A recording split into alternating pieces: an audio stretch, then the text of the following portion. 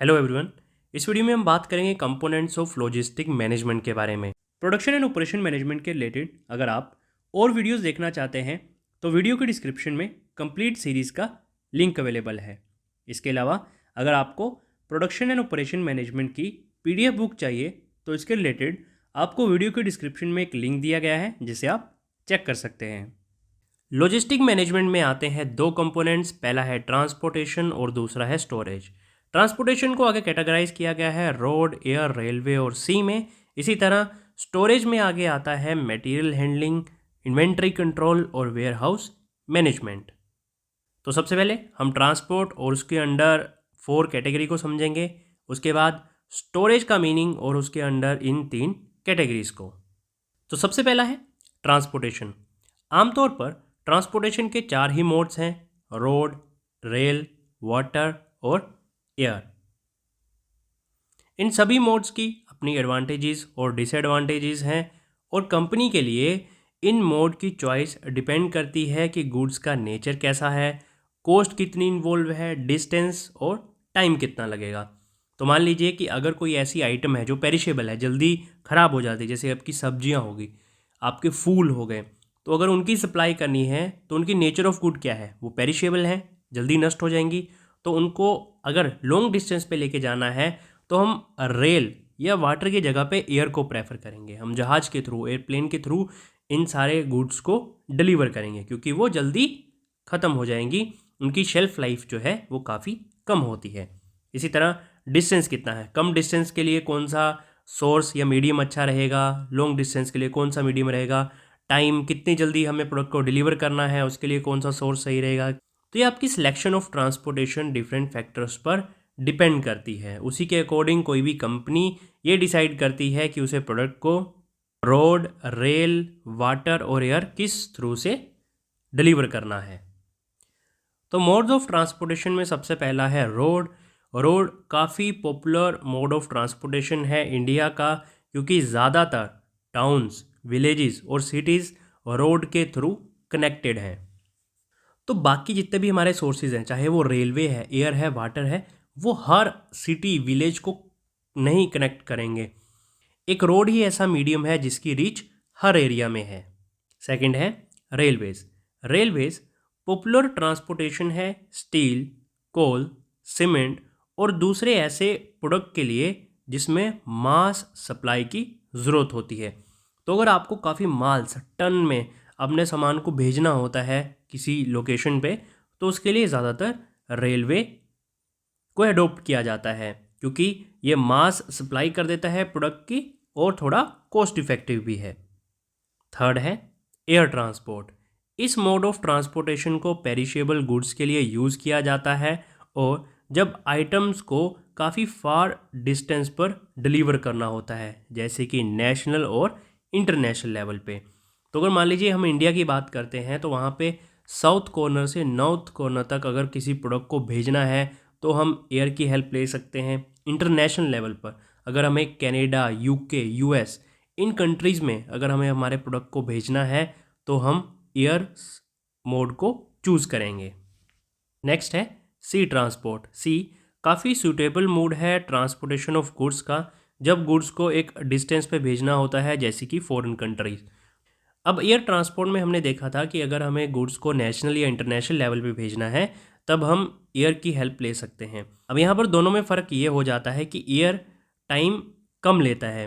अगर आपको international level पे कोई सामान भेजना है तो ज़्यादा से ज़्यादा आप 6 से 7 दिन में उस प्रोडक्ट को डिलीवर कर देंगे, जबकि सी रूट से टाइम ज़्यादा लगता है, लेकिन सी रूट सस्ता पड़ता है, वहीं एयर रूट में आपको पैसे ज़्यादा देने पड़ेंगे प्रोडक्ट डिलीवर करने के लिए।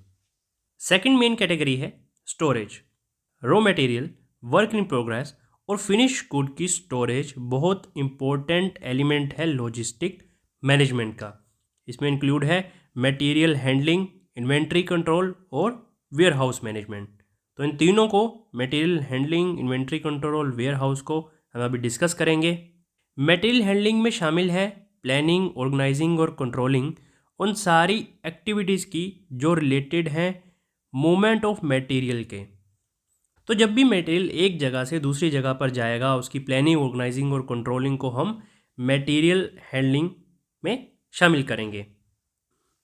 तो मूवमेंट ऑफ मटेरियल का मतलब है कोई भी गुड या सर्विस एक जगह से दूसरी जगह पे जा रही है, उसी के रिलेटेड प्लानिंग, ऑर्गेनाइजिंग, कंट्रोलिंग को कहते हैं मटेरियल हैंडलिंग। ऑर्गेनाइजेशन ये इंश्योर करे कि मूवमेंट ऑफ मटेरियल के टाइम कम से कम लॉसेस हों। मैनुअल हैंडलिंग को जितना हो सके उतना कम किया जा सके, क्योंकि जितना ज़्यादा हम मैनुअल हैंडलिंग करेंगे, जितना हम हाथ से काम करेंगे, उस काम को उतना ही टाइम लगेगा, कॉस्ट ज़्यादा इंक्रीज़ होगी और प्रोडक्ट डैमेज होने के भी ज़्यादा चांसेस रहते हैं। वहीं अगर प्रोसेस को मशीन के थ्रू किया जा रहा है तो वो ज़्यादा इफेक्टिवली होगा, टाइम कम लगेगा और प्रोडक्ट डैमेज कम होंगे।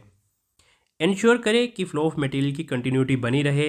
अब ऐसा ना हो कि काम रुक रहा है, किसी दिन सप्लाई हो रहा है, किसी दिन नहीं हो रहा है, कंटिन्यूटी हमेशा बनी रहे। इंश्योर करें कि कम से कम पॉसिबल टाइम में माल को डिलीवर किया जा सके, कि अगर 8 बजे का टाइम है तो या तो माल को 8 बजे पहुंचाया जाए या ज़्यादा से ज़्यादा 8, 10 या 8:15 तक किसी भी तरह उस माल को पहुंचाया जा सके, लेट डिलीवरी ना हो। सेकंड है इन्वेंट्री कंट्रोल। एक ऑर्गेनाइजेशन डेली बेसिस पर मटेरियल को प्रोक्योर नहीं कर सकती है और ना ही वो एस्टिमेट लगा सकती है कि उसे एग्जैक्ट कितनी क्वांटिटी में मटेरियल चाहिए। अब मान लीजिए अगर मैं शूज़ बनाता हूँ तो शूज़ बनाने के लिए मुझे कच्चे माल की ज़रूरत होगी। अब मैं ये नहीं कह सकता कि मेरे 50 शूज़ बिकेंगे या 100 शूज़ बिकेगा एग्जैक्टली।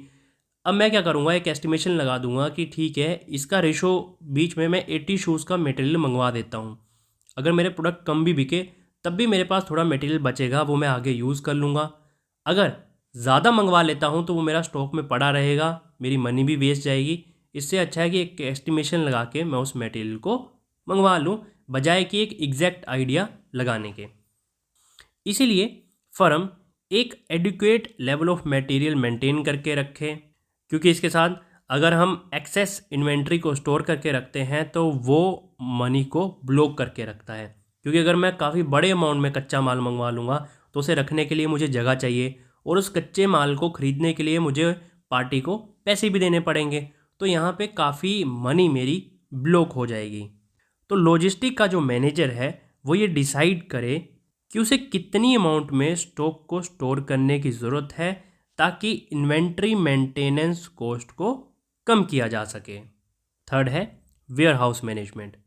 सभी रॉ मटेरियल को एक ही बार में फिनिश गुड में कन्वर्ट नहीं किया जाता है और ना ही सारे प्रोड्यूस गुड्स को एक दिन में बेचा जाता है। इसलिए स्टोरेज फैसिलिटी की रिक्वायरमेंट होती है जिससे कि रॉ मटेरियल और फिनिश गुड्स को स्टोर करके रखा जा सके जो इमीडिएट बेसिस पर यूज़ या फिर सोल्ड होने वाले नहीं है। अब जो माल आप बना चुके हैं या फिर फ्यूचर डेट में बिकने वाला है, उस माल को आप ऐसा तो नहीं है कि बना के आप कहीं भी रख देंगे, उसके लिए एक स्टोरेज एरिया चाहिए, वेयर हाउस चाहिए। अब वो वेयर हाउस कंपनी का अपना भी हो सकता है या फिर वो किसी बाहरी पार्टी से, एक्सटर्नल सोर्स से भी उसे रेंटेड ले सकती है। तो वेयर हाउस मैनेजमेंट करनी पड़ती है। अब ये भी देखना पड़ेगा कि वेयर हाउस में कितना माल रखना है, वेयर हाउस का कितना एरिया चाहिए, कितने एरिया में, क्योंकि वेयर हाउस छोटे भी होते हैं, बड़े भी होते हैं, कोल्ड स्टोरेज वाले भी होते हैं। तो वो भी मैनेजमेंट को डिसाइड करना पड़ेगा कि कौन से एरिया में कौन सा वेयर हाउस उनके लिए परफेक्ट रहेगा। वेयर हाउसिंग एक प्रोसेस है जिसमें गुड्स को एक ऑर्डर में स्टोर किया जाता है और इसका एक सिस्टमेटिक रिकॉर्ड रखा जाता है ताकि उन्हें बेस्ट मिनिमल पॉसिबल टाइम में रिट्राइव किया जा सके। मान लीजिए कि एक आपकी प्लांट है, फैक्ट्री है, मैन्युफैक्चरिंग प्लांट है जो कि कस्टमर लोकेशन से काफ़ी दूर डिस्टेंस पे है। अब मान लीजिए कि कस्टमर को रिक्वायरमेंट है प्रोडक्ट की 1 या 2 दिन में और आप वहाँ से डिलीवर कर सकते हैं 3 या 4 दिन में।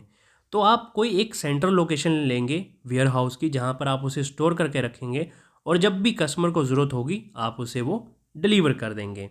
तो इस तरह वेयर हाउस मैनेजमेंट काफ़ी ज़रूरी होती है।